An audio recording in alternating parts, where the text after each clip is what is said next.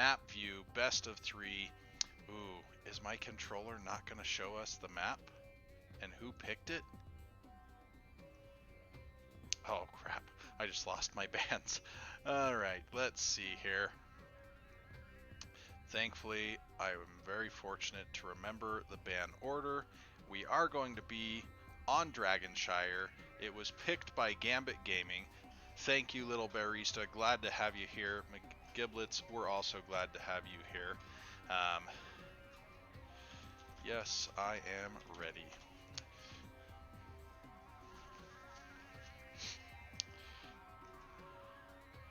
Gonna drop that. I don't know why my map controller's not showing here, but our first map was picked by the red team of Gambit Gaming going into this series. And we've got a draft on our hands, just starting up. Ooh, my Gambit Gaming logo is massive. My Only Losses logo, much smaller.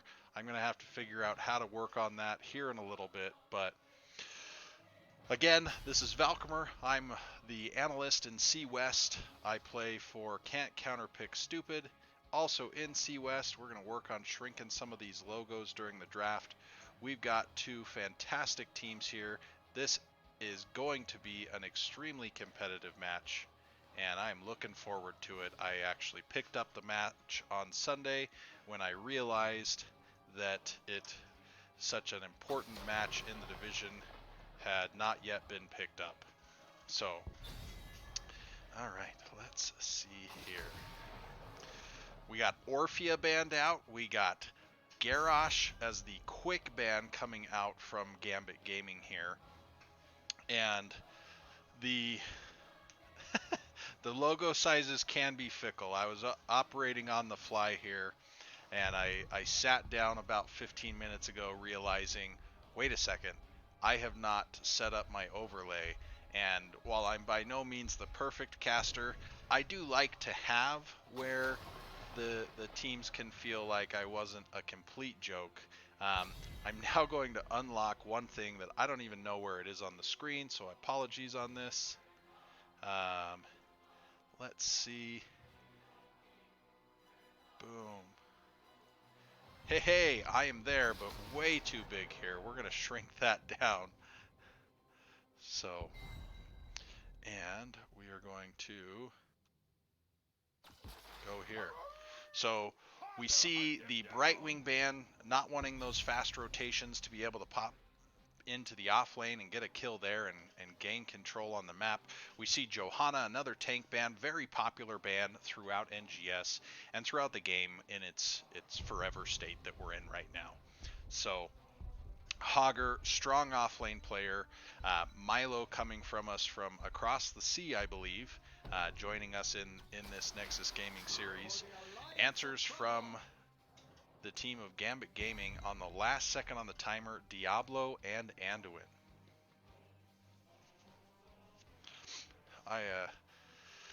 I'm excited for this match. Both teams have done extremely well. I actually think that the standings don't quite show the whole story.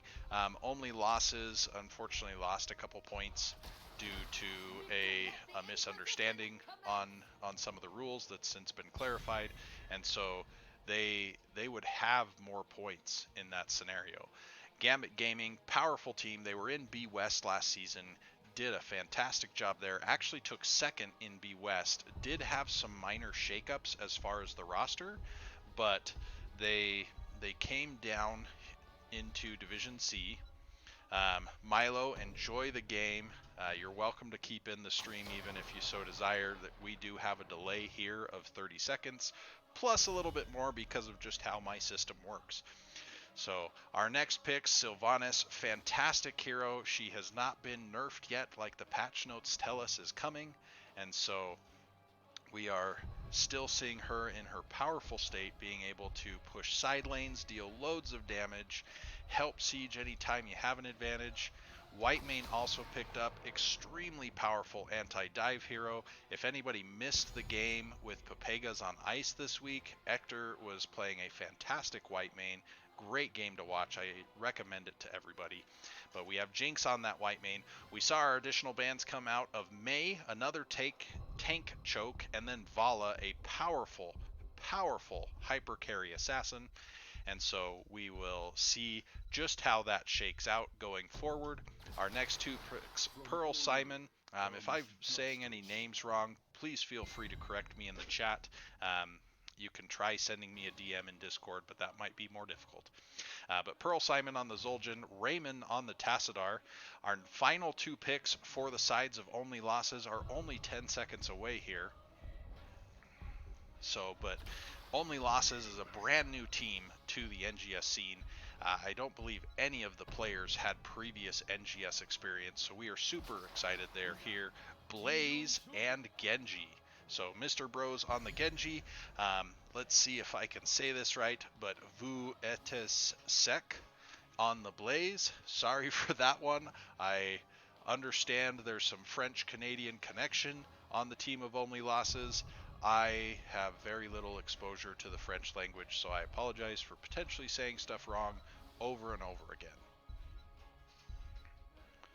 Our final pick, Lee Auric, picked up by Chelsea, a great offlaner, very good against Blaze if Blaze finds himself in the offlane, and very solid in a matchup against Hogger as well, being able to clear not camps quite as fast as Hogger, but waves Lee Auric does extremely well on it also, and if you can land that spooky grip, fantastic there as well.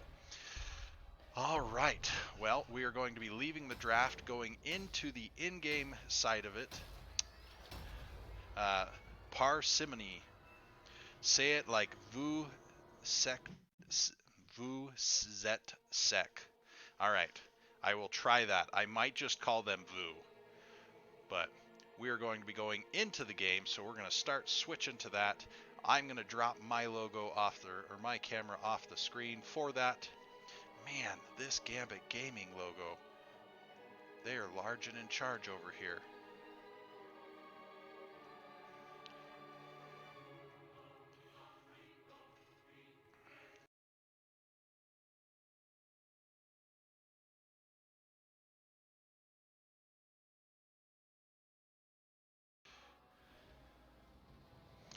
All right, I am on the Spazzo overlay, and my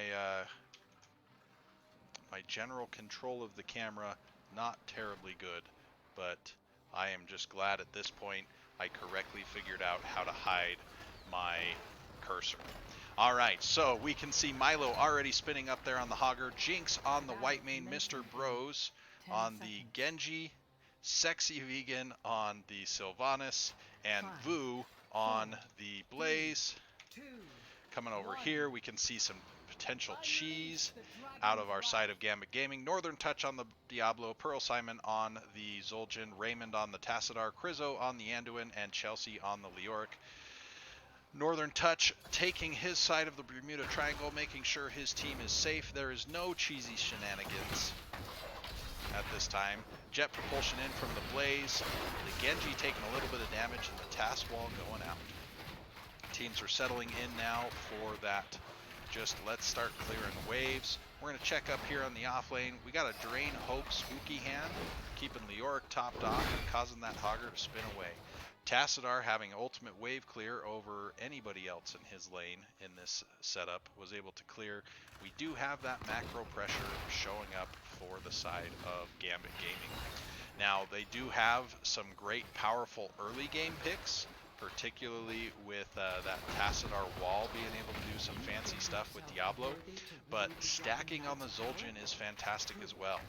Now, the Genji is going to be able to be fairly free against these two DPS. It's really going to rely on Diablo to control him to protect his DPS players. Zul'jin just in there getting some stacks.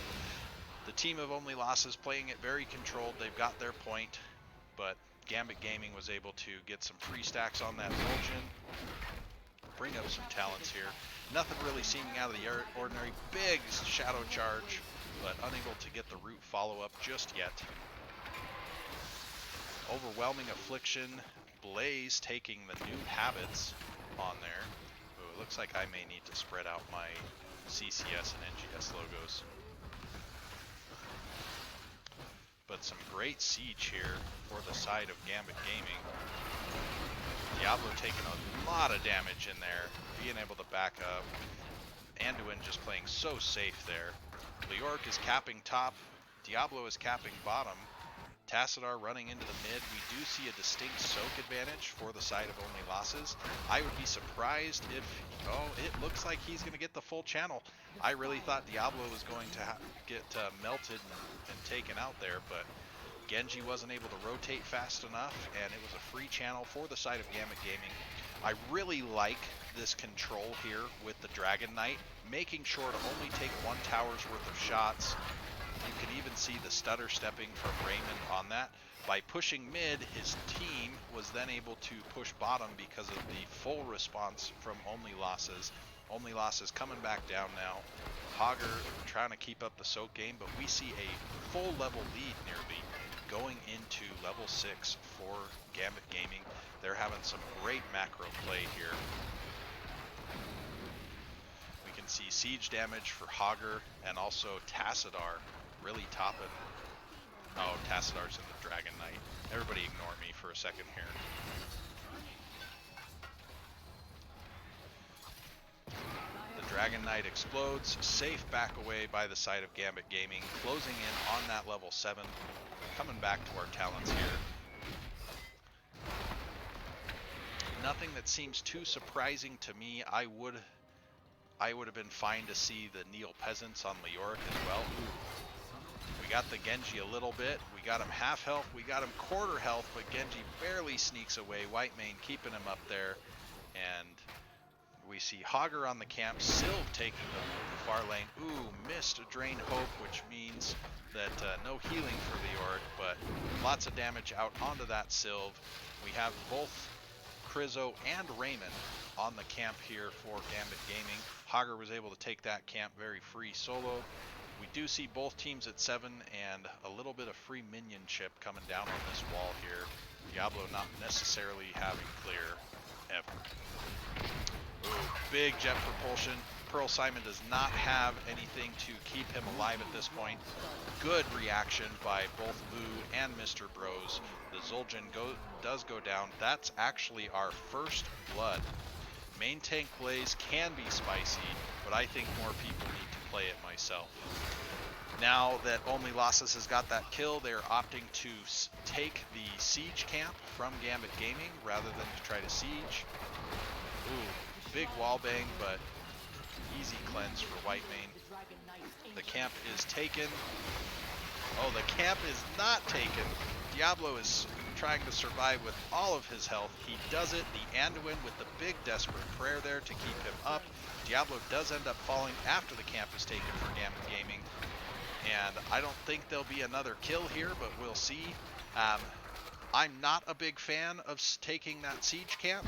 It did work out in a kill, which is great for Only Losses, but that camp is very difficult to invade, and even if you invade it, it just gets cleared right over here on that bush. But blue team gonna be able to channel healer. Sylvanas is already there, no chance of disruption. Now we have a Dragon Knight going over to the side of Only Losses. Big timing for them where it's being just before level 10. This Dragon Knight is going to help them have the ability to get level 10 either safely after Gambit Gaming, which looks like the case, but also pick up some of that experience to have that deficit in heroic talent tiers be very minimal time. Alright, we are coming back over here. Experience, that's what I want to look at here. So right now we don't have a huge gap of experience, but we do have a little bit of advantage for Leoric over the Hogger. That playing out big, but the hero experience really evening that up. The structure experience a little bit advantaged for Gambit Gaming, but not by a whole lot. Coming back over to our talents. Dragon Knight marching back down, seeing what more they can get with that last 10 seconds, 10% health. Zul'jin happy to stack. We do see 13 stacks so far on that U1 axe. We will see how long this game goes and just how many stacks Pearl Simon will be able to get. So Only Losses retreating to their camp now safely. The experience has stabilized. Gambit Gaming noticing that Only Losses is on that camp, going for the bottom bruiser camp.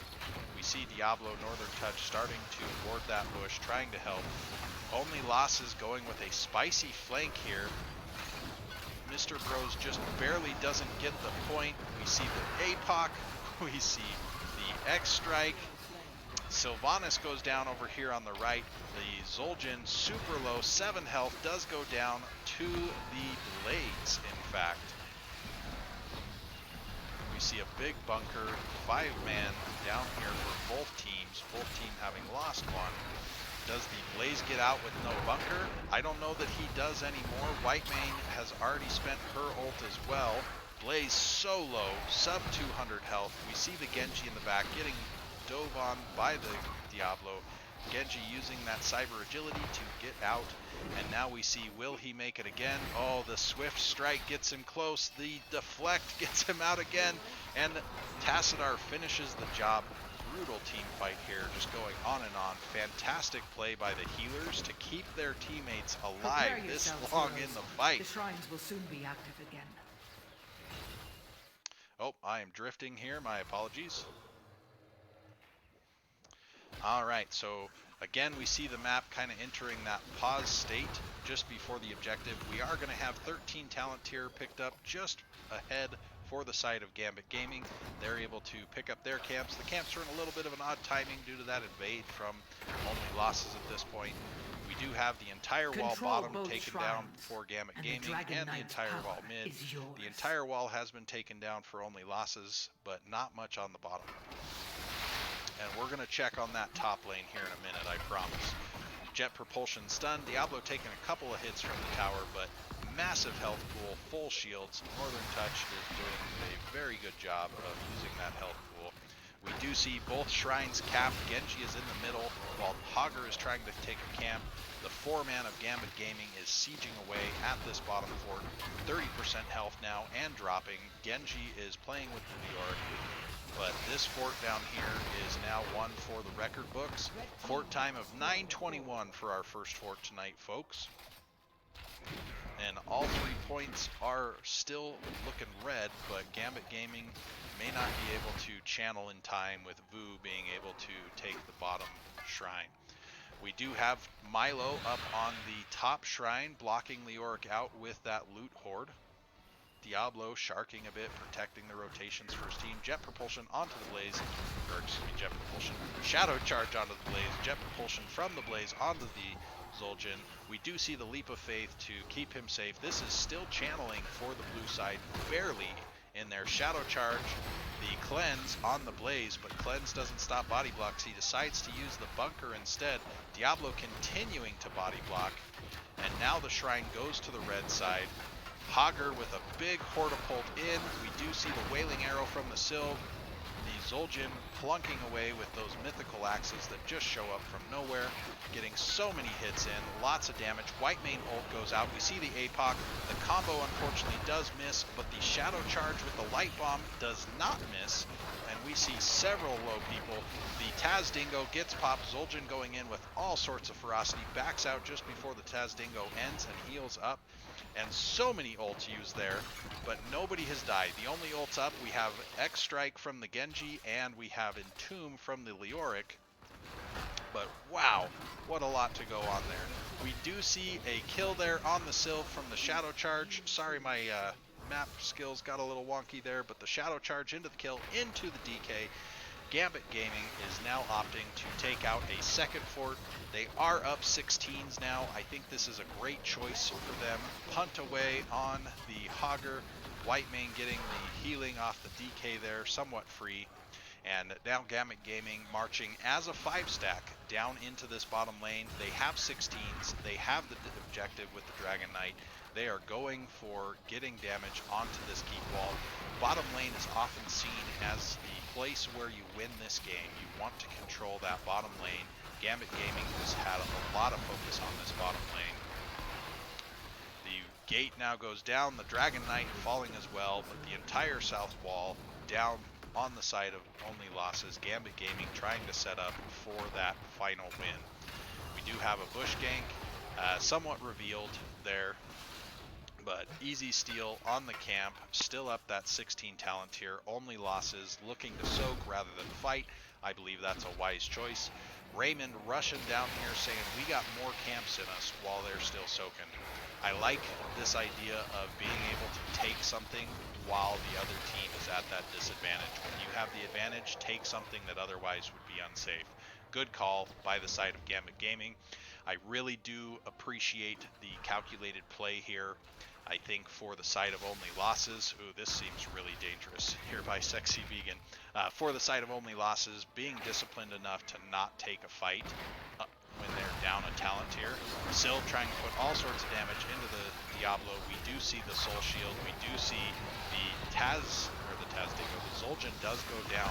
The Hortapult in with the Hogger. X strike from the Genji up above. We do see the Avatar from the Archon. Woo! They were playing Build a Boss, but they didn't quite work out. Genji able to finish off the Leoric. It does look like Genji super low, might go down, but Jinx just healing like crazy. Very well done. The side of Gambit Gaming gets those 16s and forces a fight over that bottom camp and is able to give themselves some breathing room on the map while two members of Gambit Gaming are down. They decide to pick up their camp. Gambit Gaming also picking up their camp over here. Totally fine. Even map state somewhat. Gambit Gaming really is looking for, we want to play for 20 at this time. They don't need to be extra aggressive, particularly when they were down somebody on the ground. Ooh, Diablo's really far out. I do think he gets out. Nice leap of faith to make sure that happens. Task wall making things a little more obnoxious. Both teams fighting over this camp. We do have 5 players from Gambit Gaming, while Hogger is still in the bottom lane for only losses. This does give only losses a chance to catch up on experience, but it gives Gambit Gaming a chance to quickly clear this camp and now have the camp to be able to push in with. While top fort is not necessarily seen as the most important on this map, every little bit of map control you get is still a win for you. Apologize for a second, folks. I got to turn up my mic here.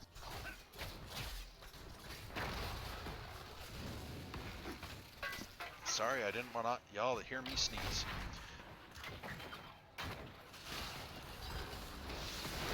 Oh, big unstoppable by the Sylve. She is able to silence the Zul'jin with the Wailing Arrow. Another big leap of faith. Oh, the APOC combo with the Light Bomb. So we, through all of that, red team had channeled on both sides. Leoric, Chelsea picks up that Dragon Knight. Everybody on Gambit Gaming walks away. Super disciplined game. Both teams, we add the kills together, we're only up to 8 so far. Alright, we're going to bring up some talents here. We are on the road to 20s. We do see extra spooky hand from Leoric, so that Crushing Hope going to be doing just massive damage on those heavy targets. Oh, full Fire Stomp build from Diablo, but will I sing? I'm happy to sing. I don't know that Fracture will. So, 20s almost online for the side of Gambit Gaming. They did take out the mid wall here. I would now like to see with these 20s, we get the White Mane. We have the stun from the Anduin. Oh, the Light Bomb unfortunately misses. And now they are going against that Genji. He probably did get some big resets there, but that's not online just yet. We see the Silence and Tomb on the Hogger. Hogger is going to go down. Oh, Hogger escaping with sub 200 health. Big White Mane heal. Blaze does go down, even though the bunker was out. White Mane was not able to hit him with her Aegis heal. We do see Genji fleeing for his life. Hogger healthy again, but also retreating. Infinite Archon going wild with Tassadar. He has just free auto attacks on this keep. The keep is down to 30% health, 20% health, 10% health. This keep is gone. Fracture once again stating in the chat he is not part of the vocal part of the military band. He is I believe I heard this week he's a 0K2, which is the bassoon player in the army band. But Lots of damage here. We do see Krizzo super low. We see the Zul'jin sub 10 hit points, but on that Taz Dingo, Anduin goes down, Hogger goes down, the Zul'jin now goes down. I think that Diablo's next. There he goes. Tassadar trying to get away, but so much chase there. Everyone is now out. Diablo reset on souls. Chelsea super low, but able to hearth out. Gambit Gaming did get the keep, but was then in such a tight corridor that they lost a couple of players. This is really scary. Great Tassadar wall. Sylv will come over the wall. I don't know that this is worth it for Gambit Gaming. They agree and they peace out.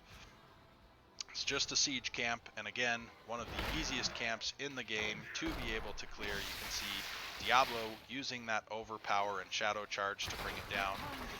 Only losses, opting to get the bottom camp. I would have liked to see them siege in for the at least the wall here, if not the fort.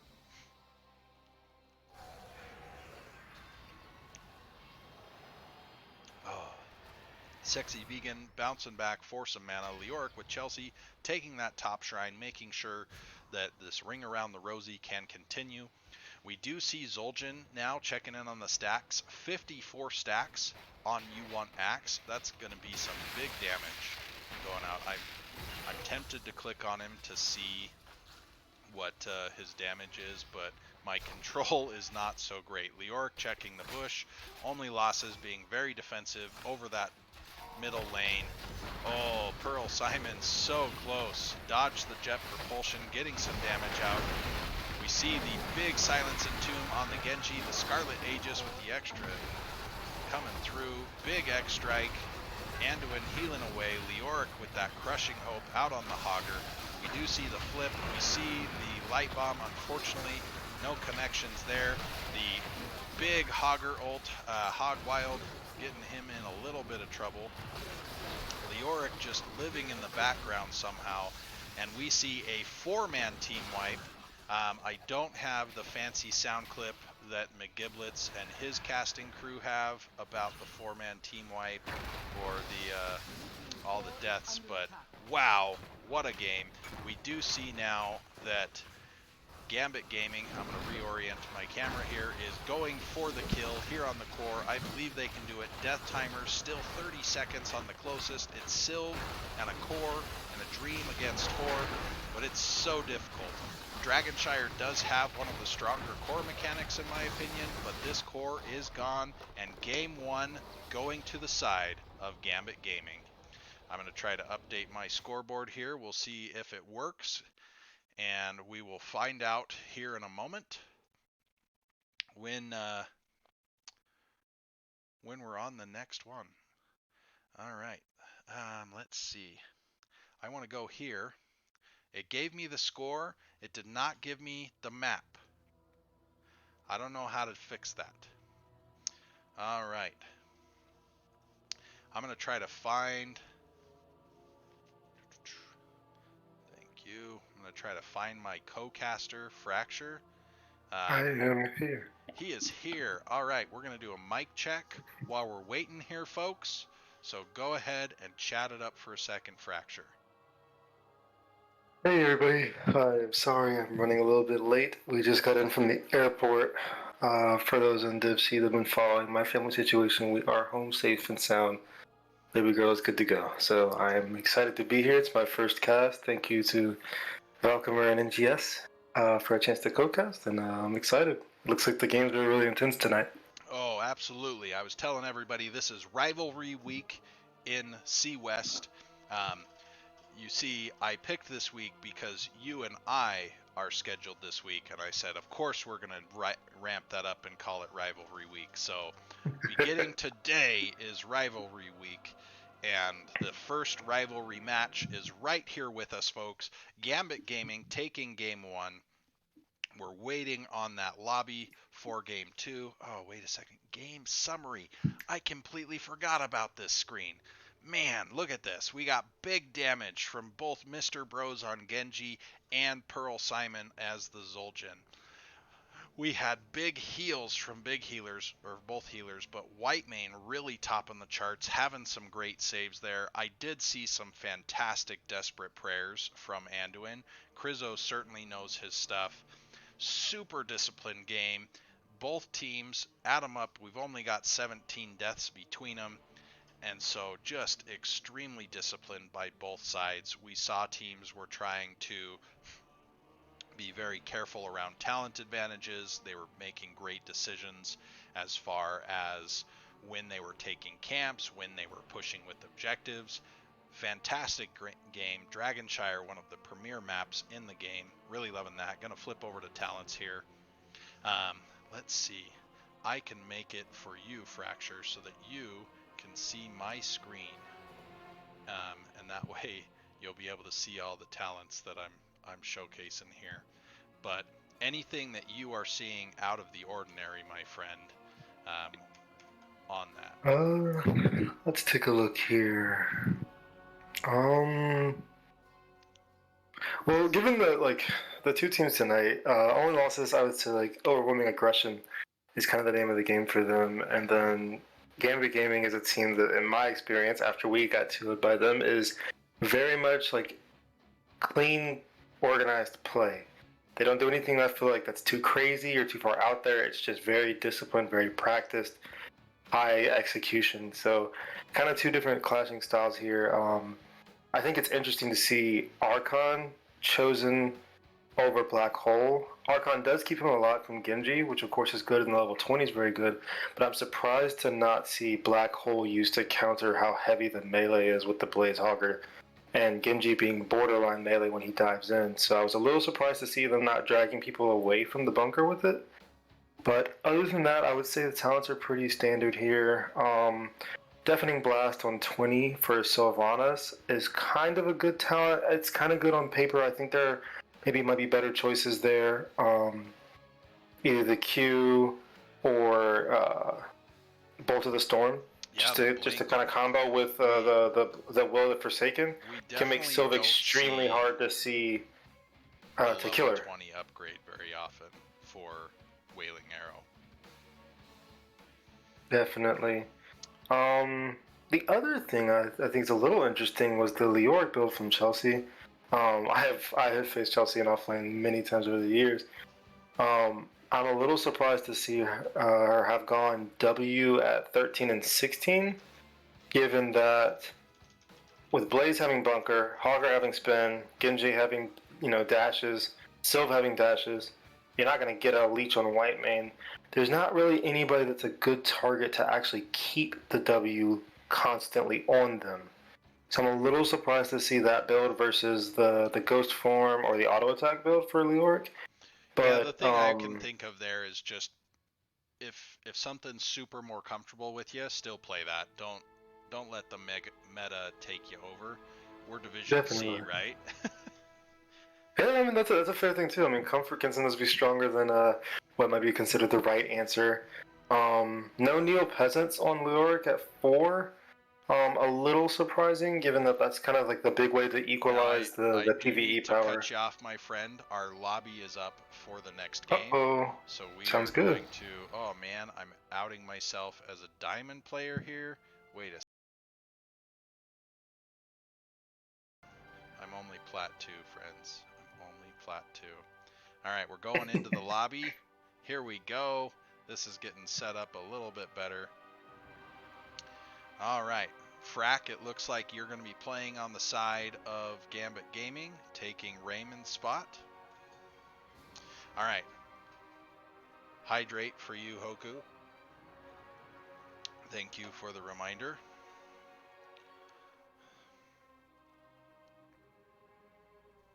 All right, Frack has now joined me on the casting desk here. All right. Everybody there in chat, how's our sound doing so far?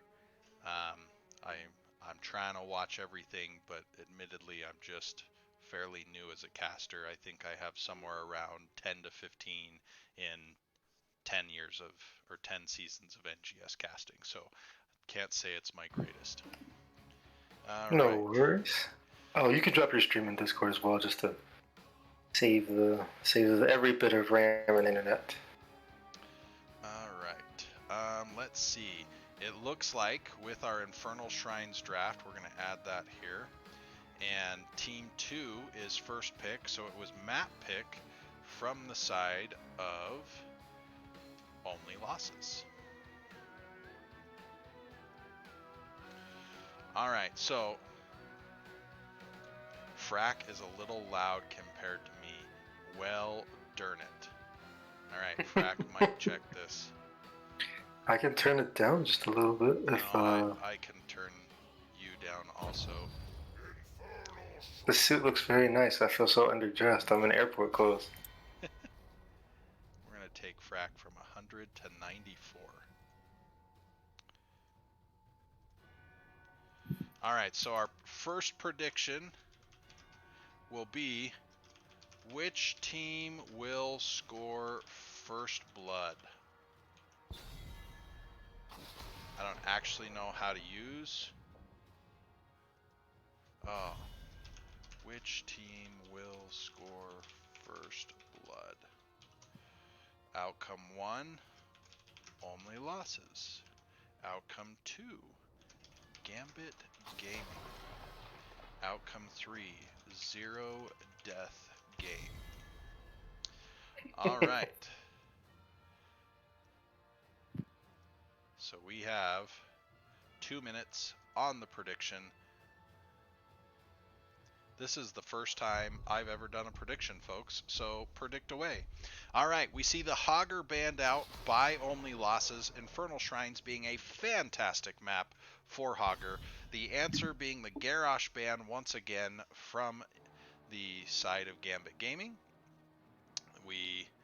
I'm saying my bans wrong. The Garrosh was banned, followed by the Hogger ban, which is a fantastic map ban. Sylvanas being the next ban going against the previous game.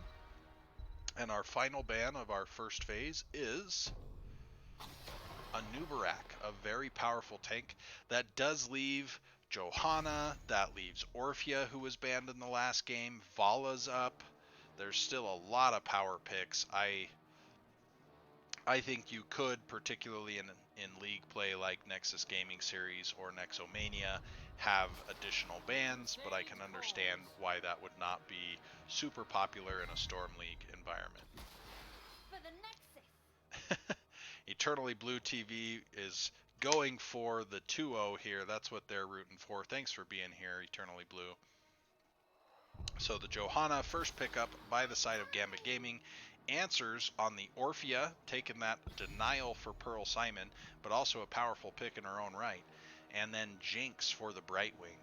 So Brightwing was banned out last game on Dragonshire, and then they brought in the Genji. So having the Brightwing gives them a bit of a defense against some of those mosquito characters like a Genji or a Tracer. Chelsea taking the Blaze, likely using that in the off lane, and then Anduin showing a repeat performance by Krizo. Now, really liking the CC lineup from Gambit Gaming here. I mean, just having the Joe Anduin synergy is really, really strong, really, really good engage with the Light Bomb and Blessed Shield, but having a Blaze to follow it, that's like 4 seconds of stun straight. So very, very, very strong early draft from Gambit Gaming. And last game, Anduin in the hands of Krizo did take Censure, which gives you an additional stun in that chain. Definitely. Granted, that's at level 20, but level 20 team fights can be the end of the game too, so. Zephy, I would love to see offlane Joe. I'm just not anticipating that with this lineup. Cassia coming in, Sexy Vegan on Cassia. For those of you who may not know, Sexy Vegan's logo within NGS includes Cassia. So we will see if they are a fabled one trick or if they just really like the style of the hero. Sonya also picked up, Milo taking that for assuming the off lane. Sonya's great on the shrines here. Junkrat and Tychus having the full front line picked early meant a lot of flexibility for the back line of Gambit Gaming. I really like the Tychus for being able to burn through something like Cassia's armor no longer matters during minigun. But Mei coming in as a blinding tank, trying to reduce that as well. Vu being our last pick on the Mei, I actually think there's a lot of counterplay to be had in the tank position, so I'm interested to see that. We do have the Brightwing Polymorph, we have the potential for Ice Tray or for Avalanche. So, alright. Definitely an interesting draft here. I think Gambit Gaming has a really strong comp. Tychus and Junkrat don't have necessarily a ton of synergy together.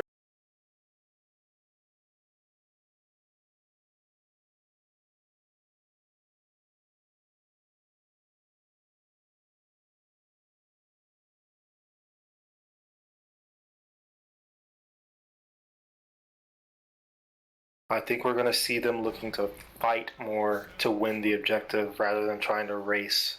Alright, my friend, go ahead and introduce our blue team, that of only losses. Definitely, we have Sexy Vegan on the Cassia, Jinx playing Brightwing, Mr. Bros playing Orphea, Vu playing Mei, and Milo playing Sonya for the offlane. And on the red team, go ahead and introduce Gambit Gaming. Alright, for Gambit Gaming, we have their captain Krizzo on the healer as Anduin. We have Chelsea offlaning with Blaze, Pearl Simon playing the Junkrat, Raymond on Tychus, and Northern Touch as the main tank with Johanna. Oh, I clicked on the wrong person here. I was trying to be fancy with the spices, it didn't really work. Junkrat taking a little bit of that early poke damage at the towers. He's always a very annoying hero. Similar to Li Ming. Trap Satan is an annoying hero. Alright, the sound says that I'm being too quiet. I moved my mic slightly closer to my face, and I can check my audio inputs again here in a little bit. Alright, the rotation with Raymond just going bottom does have a little bit of an advantage here for Gambit Gaming. Northern Touch is watching that rotation, and Junkrat was plunking away. Pearl Simon doing a great job just being annoying like Junkrat do. Alright. Pretty standard seeing the double soak from the mid bot for the 4-man. Kind of letting the Blaze just sort of fight it out. Well, and they're so far ahead on the mid soak, they're even getting a little bit of free chip damage while they're already on this fort. So everybody let us know on the sound. I did up my volume a little bit on my input. Junkrat is Trap Satan.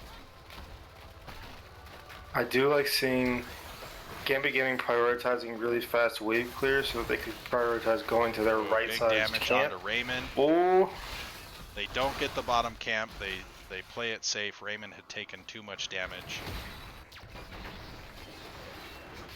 I well, like it was this a good look gentleman's on their agreement part. here mid.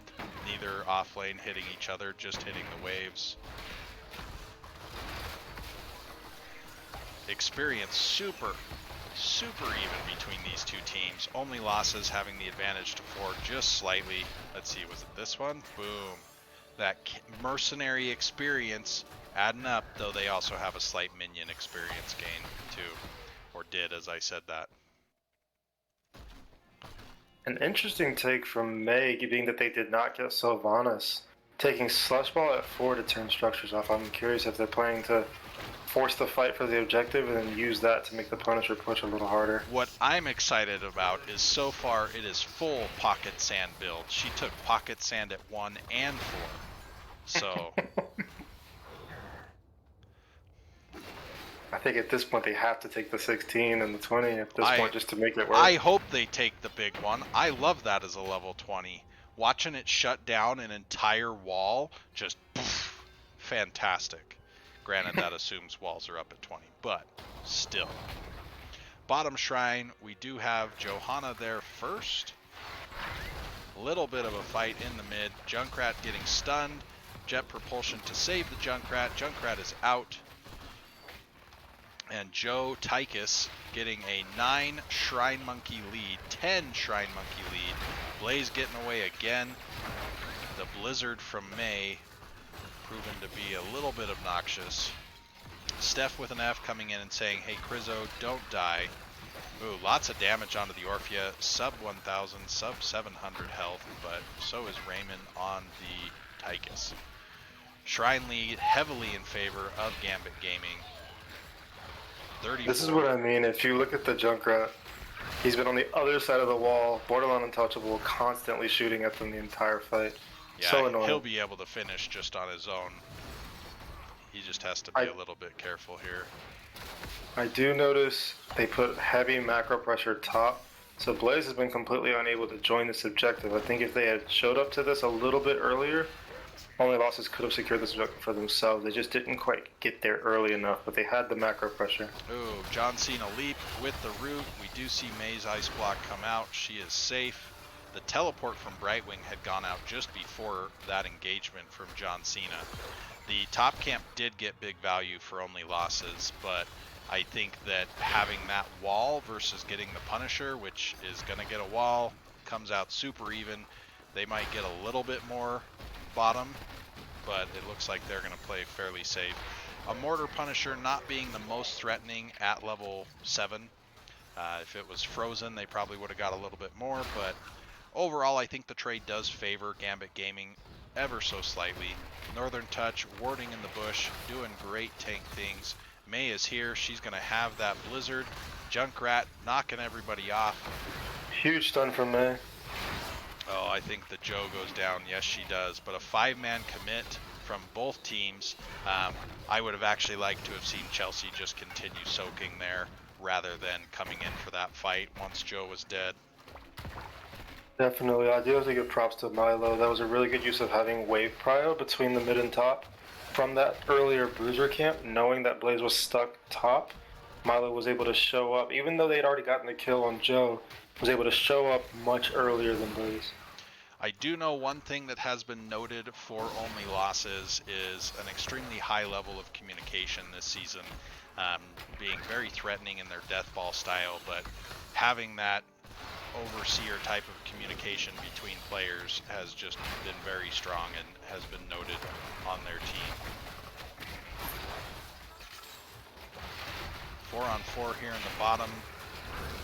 Ooh, great knockback for Disruption, but not able to get any kills off of it. And we do see 10s on the side of Only Losses. Not far behind is the side of Gambit Gaming. Blaze does have rotational priority here and is closer to his team.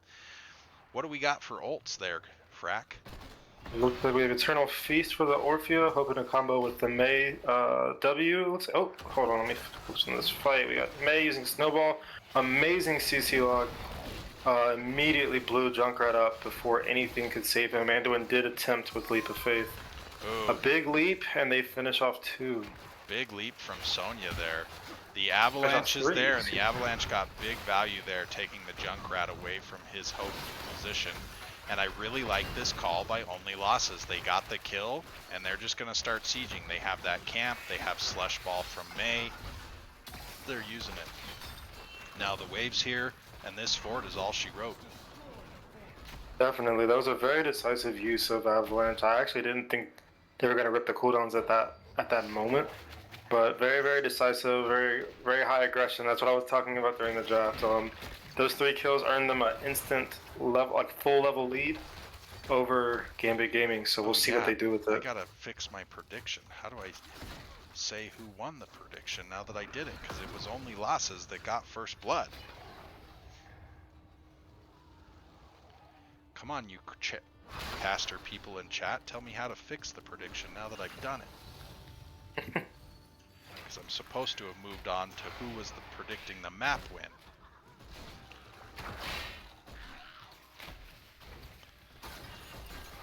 Once again, Gambit Gaming showing up early to the objective. Despite having lost 3 people, they are still the first ones to the objective. They're building macro pressure in the top and bot lanes for Only Losses, but yeah, I think this is starting to hurt them too much. Well, I mean, it's 0 to they're 29. almost 13, so maybe they were playing for that, but to be 30 Shrine defenders ahead. Oh, Blessed Shield was just used there.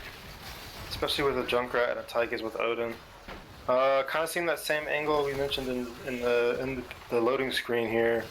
Forcing the fights, forcing them off the objective, not letting them use Junkrat, not letting them get close at all. We'll see if they're able to secure it and keep them out. There's still just so much damage. Like right there, Blaze being able to use his Q to get multiple Shrine Defenders, and the Frozen Punisher does go over to the side of Gambit Gaming. Krizzo running for his life against Milo. Wow, that was close. Big value out of Tyke's Odin right there. I would have actually liked to see him use it to secure the objective a little earlier, but they ended up taking it anyway, so now he gets to use it for siege and a little bit of team fighting. Well, the Odin itself is gone, but they were down 13s, but had built up enough of a level lead that they captured the Frozen Punisher.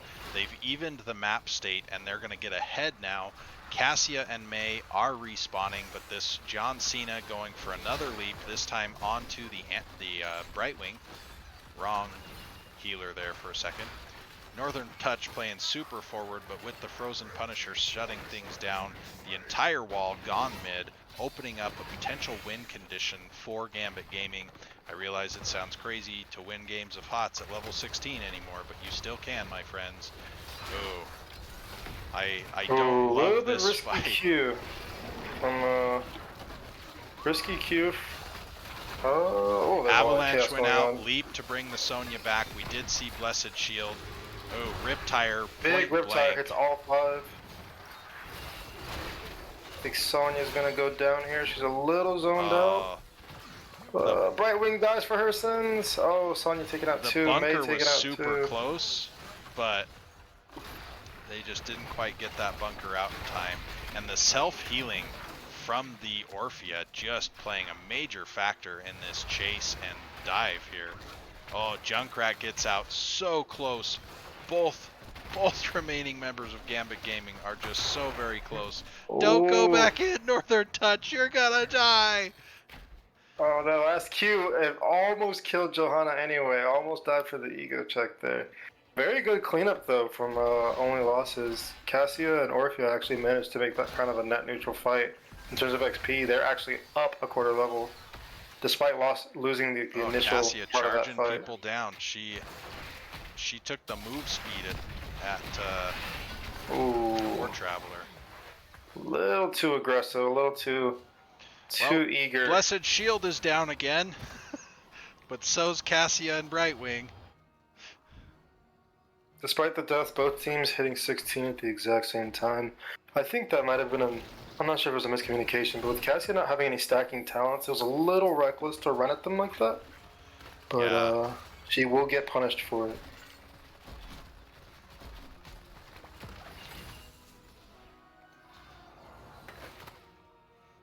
Pretty standard. We see Gambit Gaming take neutral side camp, and they have their siege camp as a fallback. Oh, Gambit Gaming just needs to rip down this fort. They do have Odin up in 9 seconds, so we'll see if they decide to use it just for the siege value. Looks like they're just going to sit here and poke at it with the camp, with the Junkrat, and the Tyke's grenades. No Odin. Looks like they're going to back out and save all the elves for the objective fight coming up. What's our cooldown on Odin? 100 seconds. Alright, I guess I can understand not running at it, but right here, the wall is down top. We see Sonya building up that pressure again. Gambit Gaming is rotating up there. They do have the camp mid. Granted, it doesn't push as much as the Shaman camp, but it's going to add up. Blaze with a small stun onto Cassia. A little bit of posturing and poke from both teams. Nothing too crazy going on here. Brightwing will just heal everybody back to full. Cassia pre-tapping to get ready to run into this Junkrat trap minefield. Once again, we see Gambit Gaming already taking the lead on the objective, but this time Only Losses is nearby. Odin being burned for Shrine Clear. Blaze just had to tap too. He's coming back in for this fight. Ooh, the Avalanche. Big leap of faith to deny the Avalanche. Big jet propulsion, We see Blaze Brightwing stun. go down. We saw the leap. It does land on just the Joe. Blaze in there, drops the bunker. Blessed Shield went out. I completely missed that. We do see the Rip Tire picks off Oh, the no. runaway May. May almost made it out with that slide, but Double not kill quite. on the side of Gambit Gaming. 0 counter kills, so this shrine is theirs. I think May just looked a little bit too hard for that ult. Could have used it as a counter engage or to kind of turn the fight, but went really, really deep and kind of got the Brightwing killed along with her. I like this play by the Blaze. He just needs to be careful while there wasn't vision of the blue team of Only Losses on the map. Top fort is gone. Only Losses has already forfeited. This is going to give Gambit Gaming a win on the race to 20. Assuming Blaze does not die. Assuming Blaze does not die. Whoo! I would have liked to have seen the leap just get committed there just to kill the Blaze. I think for such a short cooldown, you just rip it.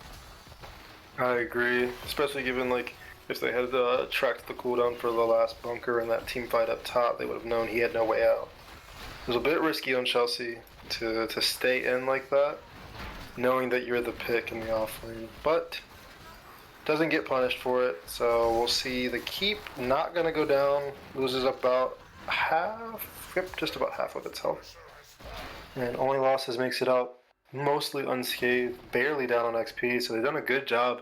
Despite having 2 less kills, they have been even on XP pretty much the entire game. Well, remember, they started the game up 4-0 on those kills, so this has been a later mid to late game shift, if you will, for Gambit Gaming to take over the kills, and because of that, the kills have been worth more experience by a big margin, almost, what, 3,400 experience is what I'm showing here on the screen. Definitely. Level 20's Looks like coming up. Gambit Gaming's gonna actually forego fighting over that camp, send Blaze off to get 20. Radiating Faith, Censure, Cannonball, Big Red Button, and Fortified Bunker. Pretty sure that's what it's called. Yep, Fortified Bunker. It's a boring name. It just tells you what it does. Gambit Gaming using 20s to take the bottom fort. I think here I would have liked to see them keep going. You're up 20s, go rip down that keep wall or something. If Only Losses doesn't want to fight you, you take something from them for it. I agree. We see 20 picked up by Only Losses in an aggressive posture into their top bruiser camp. May's gonna use her ult. It does miss. Blaze getting CC chained here. Big leap onto Anduin. Oh, the no, Radiating Brightwing. Faith. We trade Joe for Brightwing. So Sonya does go down after. Oh, Krizzo barely getting away. The Junkrat trap on the Orphea. Oh my goodness. Orphea goes down. That is a 3-for-1 trade.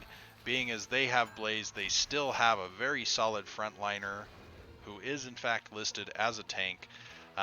They're going back for the Cassia. They want that staggered kill, taking it from 3-1 to 4-1. Cassia doing some dancing, using that War Traveler, but she does die. She did buy time for her teammates to res, but that stagger is super difficult. They did buy about 35 seconds though. Her team will be mostly, everyone will be alive excluding herself by the time this top keep goes down to this camp. So they don't lose the game, they do lose the top keep, should be the result here. Yeah, I would have liked to have seen Gambit Gaming just run at the keep instead of take the camp. Take the camp on the retreat. You've got 40 seconds at that point, maybe more, before it's a 5v5. Just tear down the keep and then take the camp on the way out. Unicycle EA, he did mention that he is wearing not super nice clothing, so maybe he is a scrub for this brief moment. Rock Your World, Unicycle Yay, good friends with Fracture, having both played on US Army Esports together. I'm fairly certain Unicycle Yay remembers the voice of his commanding officer from previous seasons. Yes, indeed. Also, shout out to Unicycle. He actually came and visited me in California after our daughter's heart surgery, so I actually just recently saw him in some pictures. Oh, I'll put that big in jet the Division propulsion C there. chat. Big lead on this frozen Punisher that if Gambit Gaming gets this, they're going to be able to finish. Oh, Blaze with the juke. Big leap. The rip tire goes out. Sonya just spinning like crazy. We do see the Eternal Feast taking down Anduin there. He was not quite able to get out. Blaze super low, but helps finish off the Sonya. Now Blaze goes down. This is a 2v2 trade. Brightwing teleporting in on the Cassia. Cassia stays alive. The Orphea chase. We saw how deadly Orphea was in that previous engagement. I don't know that Joe gets away. Oh, the peeling concussion mine from the Junkrat. Joe has her shield come up just in time. Woo! Woo! Crazy team fight, but I want to note that, like, with them both having 3 surviving members, the big playmaking difference there was that one of the surviving members for Only Losses was a healer. Whereas the other 2 teams don't have that heal income, don't have those defensive cooldowns. And so they're forced out, even though it is technically a 3v3. It's not an even 3v3. Jinx taking a lot of damage from Tychus there. 35 to 30. Top keep did go down from the minions in that lane. 37 to 34. We see the Blessed Shield go out. And red side, Gambit Gaming again capping this point. Yeah, man, this is just a consistency thing. Every single time the Shrine has spawned, Gambit Gaming has had someone there, had someone starting it, grouping the minions up so that by the time Junkrat gets there, he shoots 1, 2 grenades, instantly grabs 8 Shrine minions. The map pressure is pretty fierce on this. The Frozen Punisher does go off, shutting down that keep. We see the teleport in from Brightwing, 5v5, here we go. Well, 5v6, John Cena is a force to be reckoned with. The keep is going down. Oh, Sonya gonna get CC locked here by the Punisher and the Blaze. Does she get out? A really good interrupt by May on the Rip Tire. Oh, Joe and Blaze caught in the avalanche. Cassia being able to finish off the Joe before she can get into the bunker. So a 1-for-0 trade. The keep does go down, but I don't think Gambit Gaming can stay here. I think they need to leave. If the Junkrat Tychus poke hitting a little heavy. I don't think they should go for the win here. They do get another kill. I think this is too risky. Level 20 ball lightning bouncing around. Oh, I'm sorry, level 10 not ball level lightning. 20. He did not do the 20. It's Titan's revenge. Oh, they do catch someone. Great defensive light bomb from Krizzo. He gets a double stun on his way out. Double stun. I don't know that he makes it. Krizzo with the moves. The speed of the pious. All right, Anduin, your dad would be proud. I'm usually a fan of the trait there at 13, giving the move speed, but that was pretty good movement and jukes from Krizzo. I'm all about speed of the pious. It gives the CDR on your magic carpet and the move speed, which in that scenario gives you so much to run with. I'm not saying yours is bad. I'm just a big fan. No, I agree. I might have to reevaluate which one's better there. I did not expect him to walk out so smoothly there. A little bit of poke damage, but ultimately meaningless for the siege camp. Only Losses gets to paint the map blue. Yeah, I don't love the camps. Like, I get you may not have the biggest siege team, and Sonya was rezzing all of that, but even just take a fort. Top fort's low. And we started on top camp and then went down. I would have liked to have seen a fort go down instead of painting the map blue. The camps lose value as the game goes on. And the map state is still heavily in favor of Gambit Gaming. Only Losses needs a decisive team fight to win this game. I think the big thing, though, obviously the camps aren't going to get value in terms of siege or push like that. May looking really hard again, gets a big avalanche onto Joe, but no dice. And it is level 20 avalanche, which comes with that cooldown reduction, but it went from 90 to 60. I think the big thing for them taking all the camps wasn't to create map pressure or push. I think it was to prevent Gambit Gaming from being able to take it. They're just removing it from the equation so that they can try to force Gambit Gaming to win this game by team fight, which is Only Losses' best chance of success with the team comp that they have, with the lack of stage damage. That jet propulsion from Blaze just missing by a few pixels. He does have that 50 armor coming out of the bunker. Shield coming out. A very good cleanse from Jinx on the Brightwing. Manages to get everyone out of the Blood Shield just fine. Oh, the leap just barely missing. Lots of low health points on both teams. Ooh. It's not CDR on the side of Junkrat's level 20. It's Cannonball, so. But see right here, this is where now Gambit Gaming has a fountain in this top lane that Only Losses doesn't have. Now Gambit Gaming has positive lane pressure in all 3 lanes, and they get to be on the objective first. I don't know how you can feel comfortable right now as Only Losses. Once again, they're in a situation where they have to perfectly execute a team fight. I think the big thing here for their team's team fights is that the Sonya leaps are a little bit rushed, and Mei is looking a little bit too hard for these ults. Blessed Shield, Radiating Faith. We see the light bomb. CC chain. Sonya goes down. We do see the boop onto Mei. Cassia Johanna goes gotta down. go down. Oh yeah, sorry. Big damage Wrong from person Blaze that onto the blinds. Brightwing. Tychus Oh, level the 20. big red button. Oh. The big red button and the cannonball. Oh, the healing from that Orphea just staying the alive. dreams. That's game. Should be. I would like to see Gambit Gaming get off the objective and just run to the core. They could do either. The death timers are long enough. Giant Cena has a free run to the core. But they definitely don't need everybody here. They could have just left one person. It's only Brightwing on the map. She can't sneak up on you and eat you, even though she's a dragon. That's just not going to happen. But you could get all the other lanes prepped actively instead of passively. But there's already a little bit of core health chipped away. There's 20 seconds, 30 seconds for Orphea. This is all she wrote. Yeah, we're going to see this be the end of game 2, I think.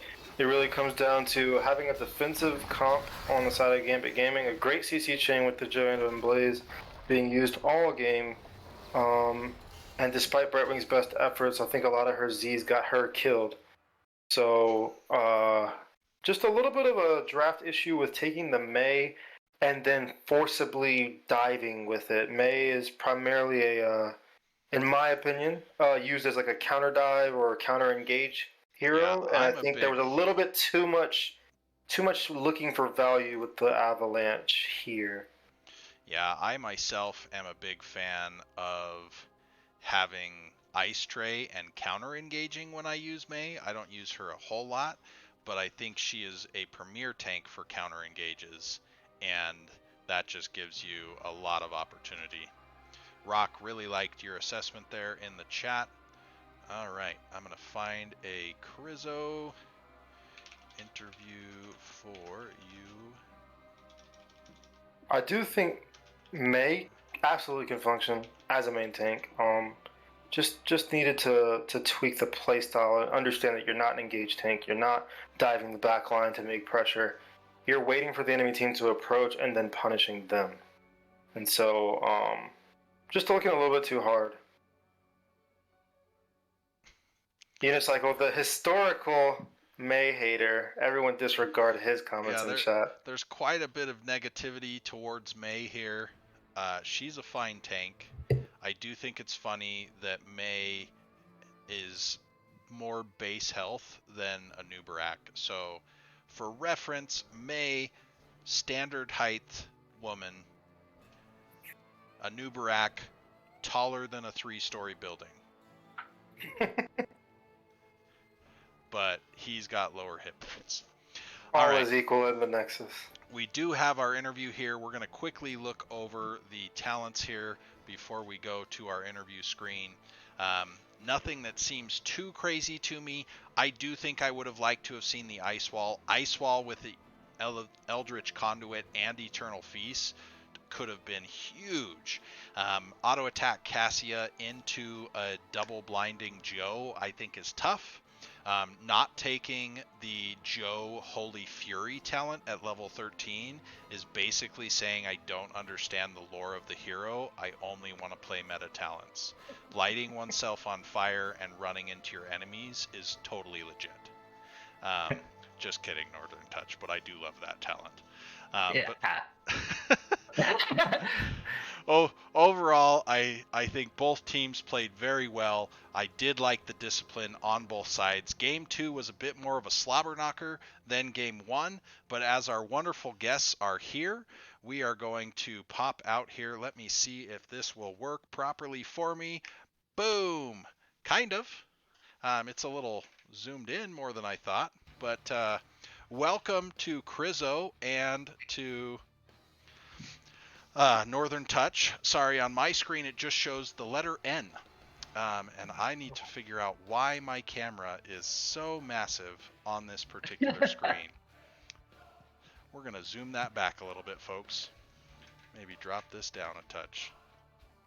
I am a vain person, but I was not expecting quite this level of vanity in my setup here. All right. Oh my god. All right. So, Crizzo, I know you had a lot of nerves coming into this match. I was telling people at the beginning, this is the first game of Rivalry Week in C West. And you have defeated, in this case, your rival for the week, only losses.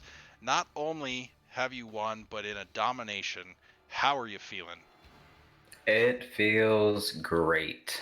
Now compare that with the nerves that you had coming into the match. Tell us what's going on there in your psyche and in your blood sugar and all of those things. I'm still shaking a little bit. There was a lot of adrenaline in this match. A lot on the line for me personally. I really wanted to bring this win home. Nice. And Northern Touch, we've kind of had you as the strong silent type here for a second, but as the tank player for the team, what were you doing to prepare for this match?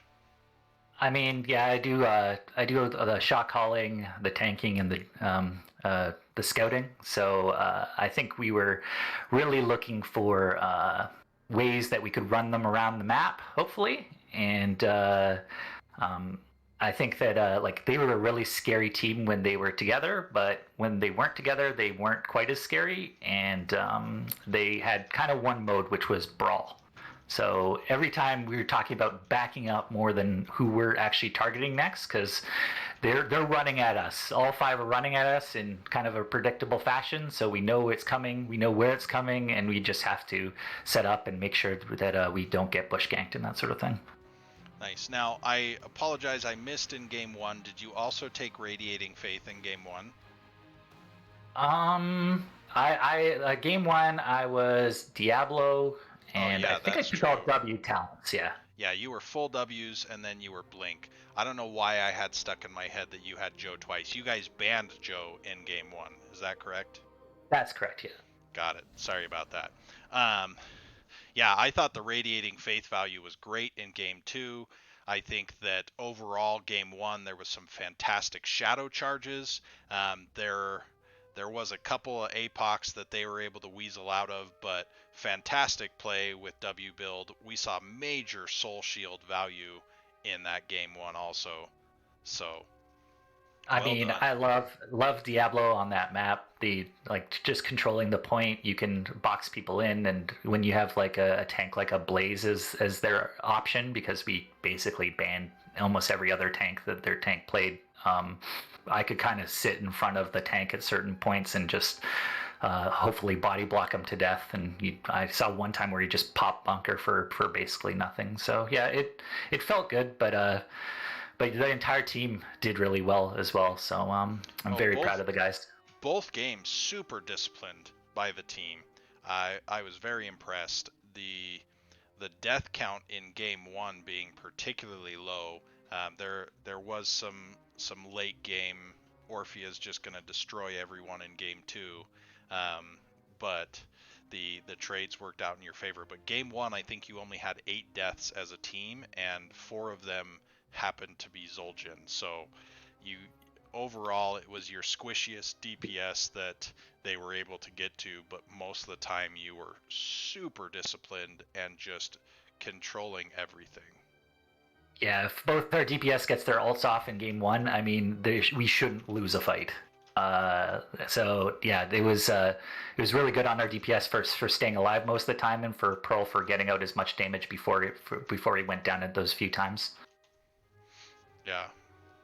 No. Mentioning that you were scouting and you do most of the scouting for your team, did you come into these two games looking to control tank specifically? I know you guys drafted and banned in order to secure the Johanna, which kind of came with the Anduin, which I thought they were going to pick out from under you guys, but did you guys go into this series looking to choke their tank player specifically?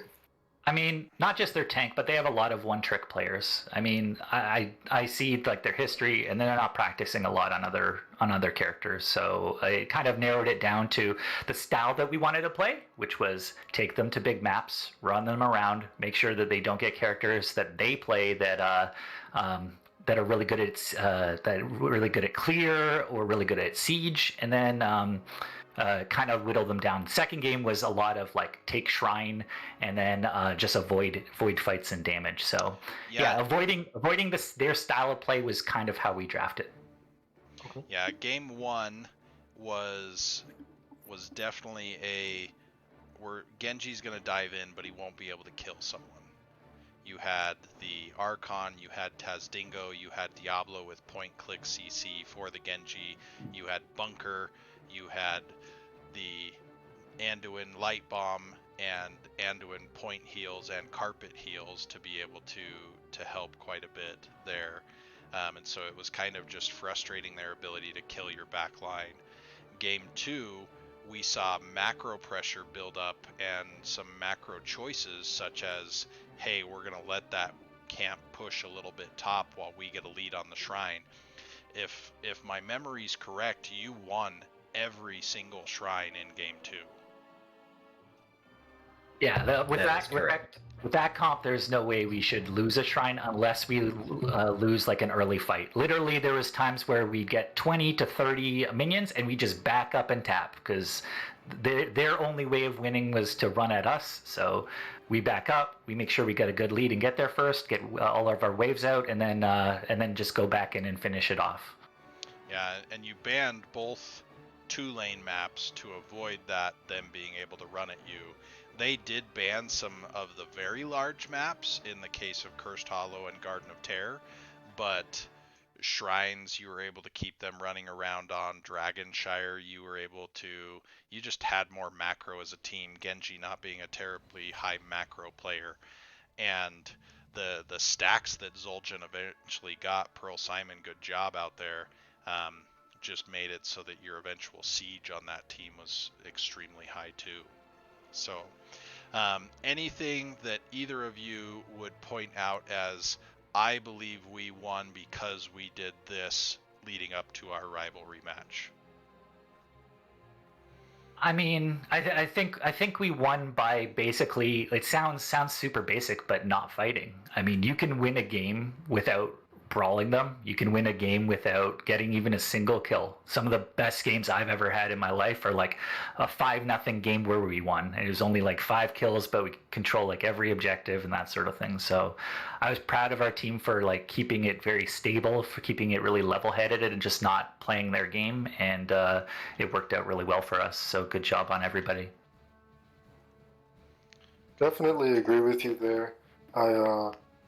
I'm a big proponent of like learning when to fight and when not to fight, and it's good to hear you guys kind of saying like, "Hey, stay focused, don't fall into their trap, don't get sucked into team fighting all the time." That's a good mindset to have in any competitive game, not just versus this team. So I'll put it this way though, like Storm League, it teaches you not to be boring.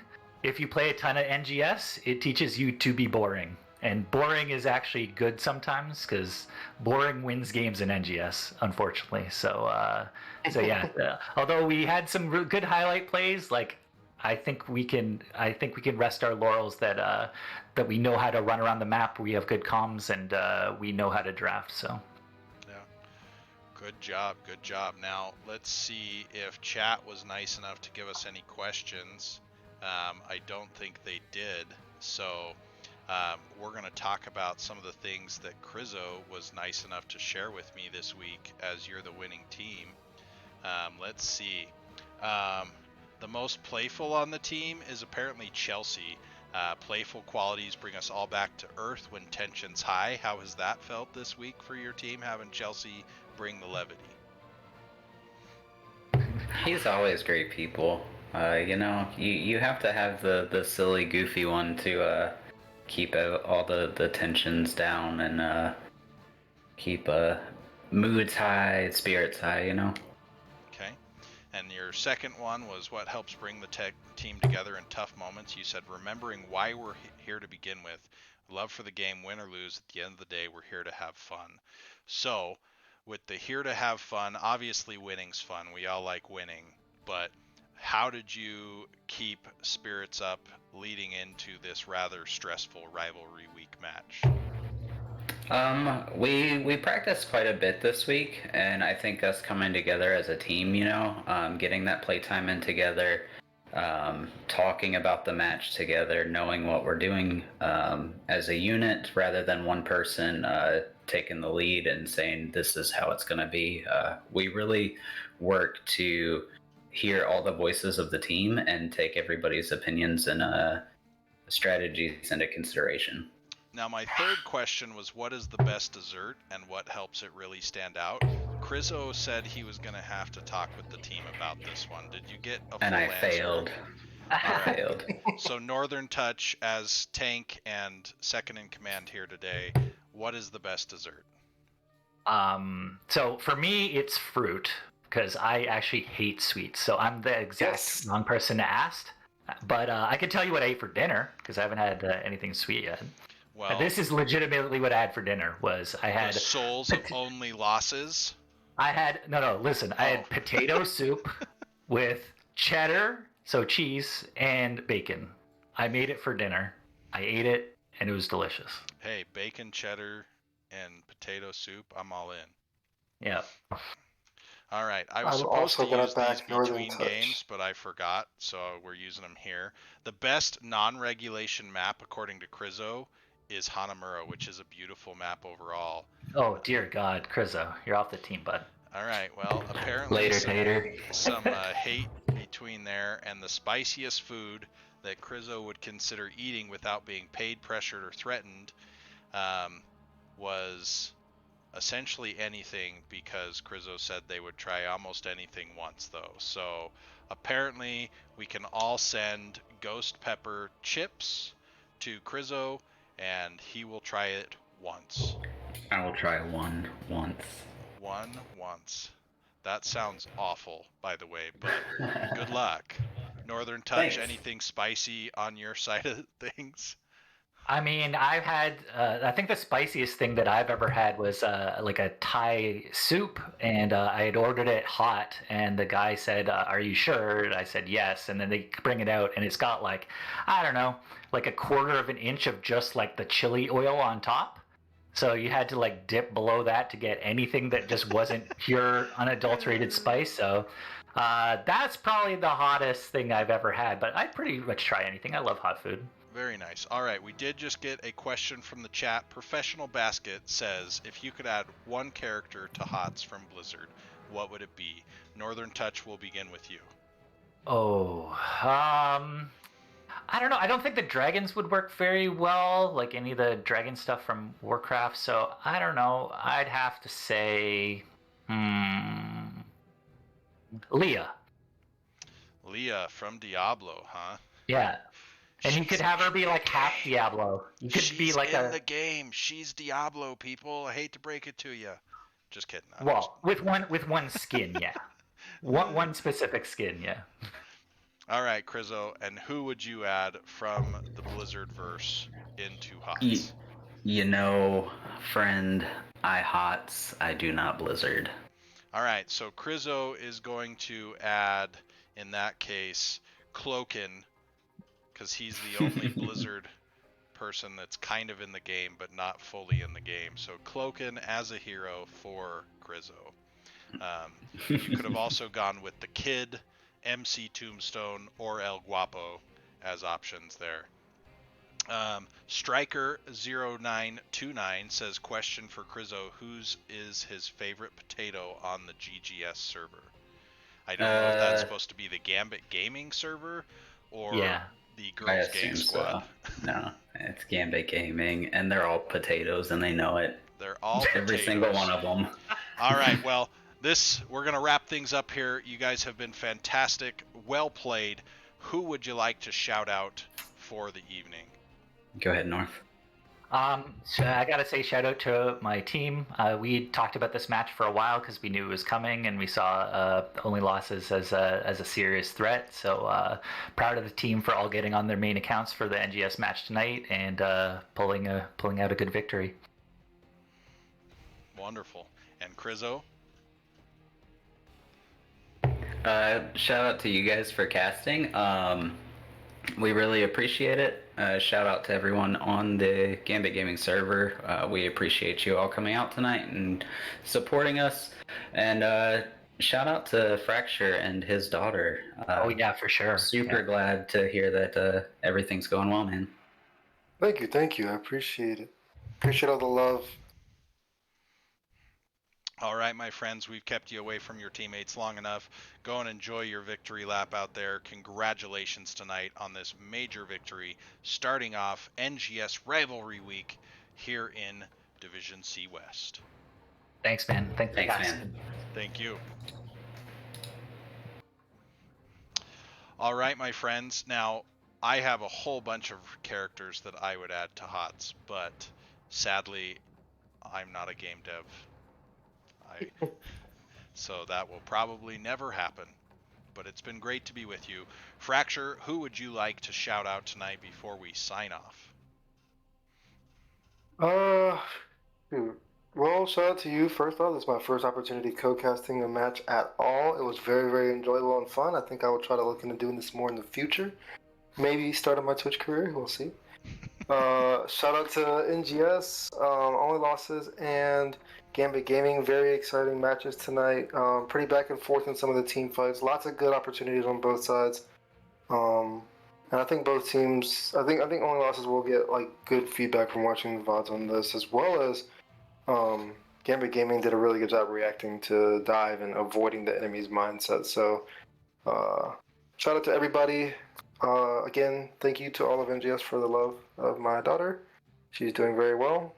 And that's about all I have. Thanks again, Valk. Yeah, well, everybody, this has been Nexus Gaming Series broadcast in C West. My name is Valcomer. My traditional shout out of Hi Mom. Enjoy the games out there. Check out Nexus Gaming Series for more nexusgamingseries.org, for more information, and we'll see you next time out here in the Nexus. Thanks, everybody.